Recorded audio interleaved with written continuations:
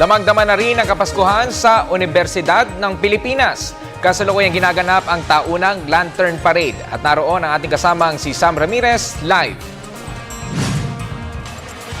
Magandang gabi sa inyo, Ralph. At tama ka nga, damang-dama nga ang espiritu ng Pasko dito sa University of the Philippines Diliman Campus. Pero maliban sa Pasko, ay damang-dama din ang bayanihan dito sa ika-71 Lantern Parade ng University of the Philippines. Maalab na serbisyo publiko na mapagkalingang kampo. Yan ang tema para sa taunang Lantern Parade ng University of the Philippines. Dahil sa mga napagdaan ng kalamidad ng bansa, partikular na nitong si Super Typhoon Yolanda noong nakaraang buwan, napagdesisyonan na dapat 30% ng mga floats or lanterns ay gawa sa mga items na maaaring i-donate. Pagkatapos kasi iparada ang mga lanterns ay babaklasin ito at ipapadala sa Tacloban ang mga disenyo.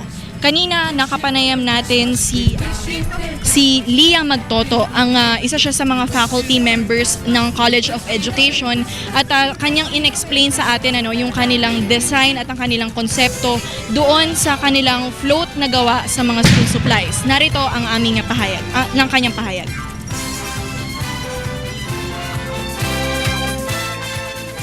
Recyclable, and if it's not recycled, it's actually donatable. So if you see the components, they're plastic envelopes, they have notebooks and stuff representing what the children need right now. But aside from that, we also thought about the component of cash donations, because we know that even if we have donatables, it's more expensive sometimes to transport. So what we did was the budget for our Christmas decors and the Belen that we have allotted for the college, we turned it into cash. So that instead of the college now, the cash component goes into service. So we're looking into the programs of the university, like with the Adopt the Scholar program, and we're also thinking of we nominated were two schools, one in elementary and one high school, also in Tacloban. So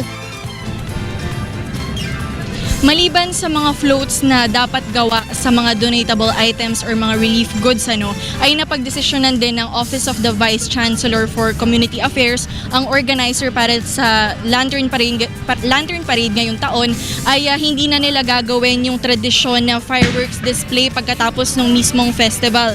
Ito kasi ay upang makatipid at yung matitipid nilang pera or pondo mula dito ay idodonate na lamang nila sa mga Yolanda survivors. Sa kasalukuyan ay may isang programa na nagaganap dito sa may aming likuran, sa likod lamang ng oblation ng University of the Philippines Diliman Campus, at maya-maya lamang ay inaasahan na mag-aanunsyo na kung sino yung college or group na nanalo dito sa taunang Lantern Parade ng University of the Philippines.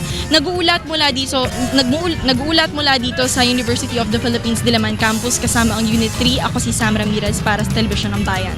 Ralph? Maraming salamat, Sam Ramirez.